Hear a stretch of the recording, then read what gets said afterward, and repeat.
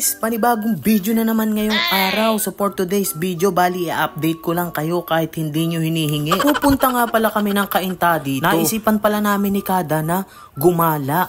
Outfit check. Ako naman. Outfit check. At yun na nga, nagsimula na nga kaming maglakbay. Pero dumaan nga pala muna kami dito sa gasolinahan kasi medyo malayo yung ating lalakbayin kaya kailangan nating magpa-full tank. Ay di, ayun na nga. Nagdire-diretso na nga pala kami sa paglakbay. Nakita pala namin itong estatwang ito na lagi lang naming nakikita pag nag-scroll kami sa Facebook. Sobrang laki pala nito sa personal. Grabe, pero sabi ni Kada nakakatakot daw. Parang oo nga, nakakatakot kasi sobrang laki guys. Hindi ko din kasi alam itong lugar na to kung saan to. Bale, first time ko lang talagang nakadaan dito. Grabe, ang ganda guys. Oh, tingnan nyo, habang palapit ng palapit, lalong lumalaki ng lumalaki. Oh. Uy, ang laki, ang ganda. Sa oras pa lang ito, medyo malapit na kami sa pupuntahan namin. Ilog Pasig ata to. Naisipan ko palang dumaan muna ng palengke para bumili ng iihawin kasi alam nyo na. Alam na, madilim na. Oh, di nagayat na ako dyan ng sibuyas at saka bawang.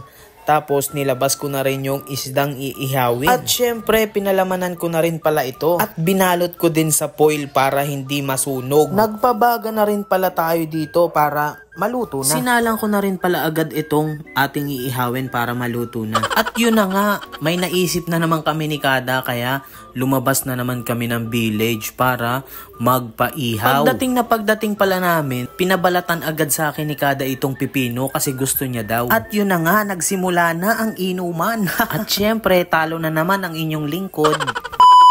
At kinabukasan pala, sobrang aga kong nagising kaya naisipan kong linisan tong motor kasi nagbala kami ni Kada na pumunta ng Antipolo para ipabless itong ating motor. Outfit check. Nandito kami ngayon sa Cainta.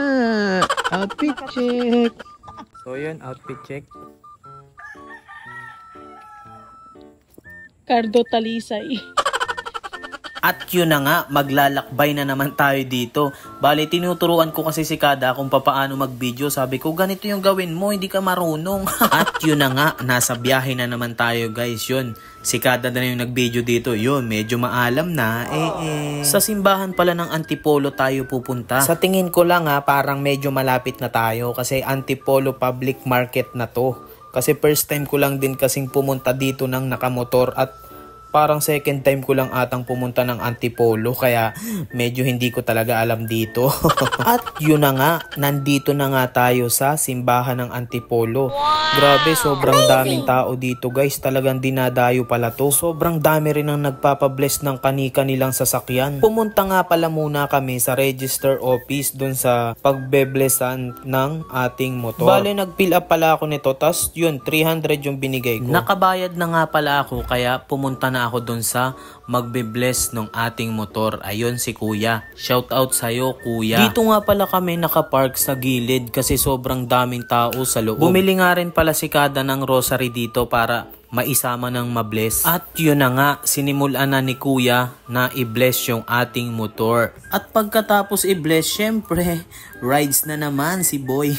At dahil nandito na rin tayo sa Antipolo, naisipan naming dumaan sa Cloud9. At yun na nga, nandito na nga kami sa Cloud9. Sobrang ganda pala dito, medyo marami din yung pumupunta. Ito nga pala yung pinakang main attraction ata nila, itong parang tulay na to.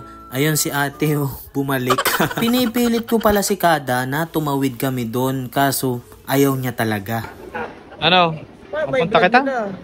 Sabi dyan ko kayo dito. Ako na. Ayaw.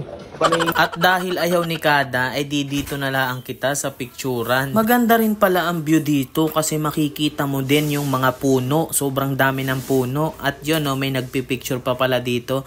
Shoutout pala kay ate. Shoutout sa inyong dalawa. Sana mapanood nyo to, tas i-share nyo. At yun na nga. At dahil ayaw ni Kada na tumawid dun sa tulay, sabi ko, nagasayang na kita ng oras, tara, uwi na tayo at kumain. Ay di, naglakbay na naman kami. Bale, Naghahanap pala kami ng makakainan dito kasi sabi ko, anong oras na din, kumain na tayo. Ito nga pala yung kainan na daanan namin, Mang Inasal. So sabi ko, dito na lang tayo. Nag-pick up line pala ako kay Kada. Sabi ko, Kada, anong gusto mo, Mang Inasal o sa akin ikasal? Kinilig naman bahagya ang butbut nun. O ay ano, ay hala, hanggang dito na lang muna. Sa masunod na video na lang ulit. Sige na, bye-bye na. Follow nyo naman ako please.